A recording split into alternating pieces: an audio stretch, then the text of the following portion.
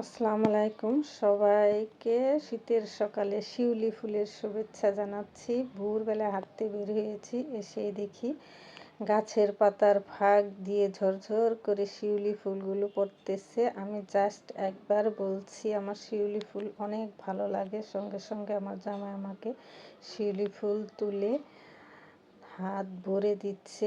এত সুন্দর লাগে ভোরবেলা শিউলি ফুলগুলো। হ্যাঁ, আমি ওনার হাতেও দিয়ে দিলাম বা বললাম যে পকেটে ভরে রাখো, বাসায় গিয়ে মালা গাঁথবো। আর হাঁটতে হাঁটতে এসে দেখি আমরা বাজারে চলে আসলাম। এটা হাঁটার পথেই বাজারটা পড়ে, প্রতিদিনই 10টা-11টা পর্যন্ত থাকে। আর দেখি রোদ উঠে গেছে শীতের সকালে, রোদ মিষ্টি মিষ্টি রোদ। এখানে বসে থাকতে ভালোই লাগে। মাছ টাছ কিছু কেনাকাটা করে তারপরে ভাবলাম যে আজকে গরুর মাংস, গরুর কলিজা, ফেফড়া এগুলো আছে বাসায়, একটা মাথা কিনে নিয়ে যাই। গরুর মাথা অনেক দিন খাওয়া হয় না। গরুর মাথা কিন্তু খেতে অনেক ভালো লাগে, মাংসের মধ্যে আঁশ থাকে না, হাড় হাড় হাড্ডি হাড্ডি। আর আমরা যখন গরুর মাংস কিনতে যাই বলি যে হাড় দিয়ে না, হাড় দিয়ে না। আর খাওয়ার সময় কিন্তু আমরা হাড়ি বেশি খুঁজি। খাওয়ার সময় সবাই, ছোটো বড়ো সবাই হাঁড়ি বেশি খুঁজে, একটা হাড্ডি দাও, একটা হাড্ডি দাও। যাই হোক, মাথাটা খুব সুন্দর করে কষায় আমাদেরকে বানিয়ে দিচ্ছে। এখানে আর মরা গরু আর জেতা গরু নাই, এখানে মরা, অনেকে বলে যে মরা গরুর মাংস নাকি, এখানে একদম টাটকা গরু ভোরবেলায় জবাই হয়েছে। তাই পুরা মাথাটাই নিয়ে নিলাম। আর মজকটা দিতে চাচ্ছিল না, বললাম যে কেন, মজকটা তো মাথার অংশই, মাথার ভিতরেই থাকে না। ওনারা বলতেছে মজকটা আমরা বাহিরে 350 থেকে 400 টাকা বিক্রি করি। তে ওরা মগজটার দাম এক্সট্রা নিয়ে নিল, জোর করে বললো যে না, মগজ আমরা দেবো না। তে যাই হোক, আমরা মাংসটা খুব সুন্দর করে উনি বানিয়ে দিচ্ছে। আর যে অংশটা খাওয়া যায় না ওটা ফেলে দিয়েছে। আর এটা বানানো শেষ করে ওজন দিল। আর আমরা এখানে বসে থেকে বানিয়ে নিয়ে আসলাম, অনেকটাই দেরি হয়ে গেছে।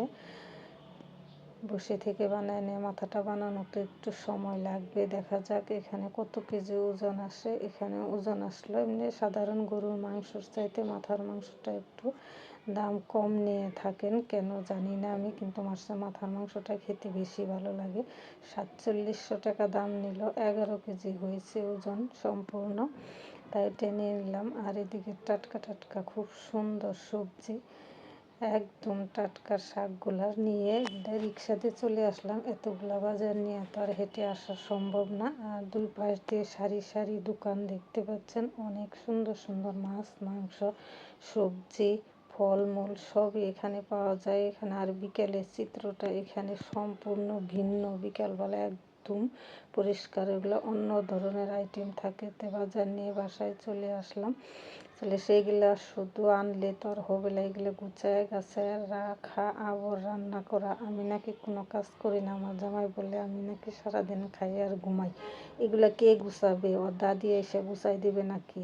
উচিত কথা যদি বলি, হক কথা বললেই তো ভালো না। এই বাজারে হক কথার ভাত নাই। এগুলো সব আমাকে নিজে হাতে গুছাতে হবে, আমার রান্না করতে হবে। মগজটাও আমি নিয়ে আসছি, যে এক্সট্রা টাকা নিচ্ছে মগজটার, সারা হারামজাদারা এক্সট্রা টাকা নিল মগজটার, কথা দিয়ে কথা রাখে না।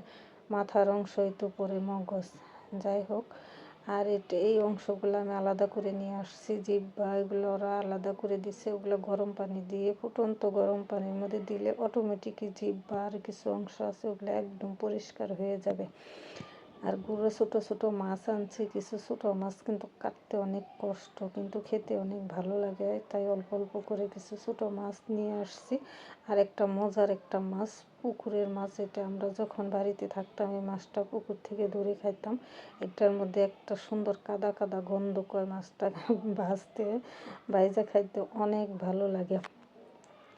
কিছু পুঁটি কাপ মাছ আনছি, অল্প কিছু, এটা কাইটাই নিয়ে আসছি। মাছ যেহেতু বড় মাছ তো আর কাটা সম্ভব না, বড় মাছ আমি মোটেও কাটতে পারি না, ছোটো মাছ তো বসে বসে কাটা যায়। আমার প্রিয় সম্মানিত ভাই ও বোনেরা, প্লিজ আমার চ্যানেলটাকে সাবস্ক্রাইব করুন, আমার সাথেই থাকুন। সবাইকে অসংখ্য ধন্যবাদ। আল্লাহ হাফেজ।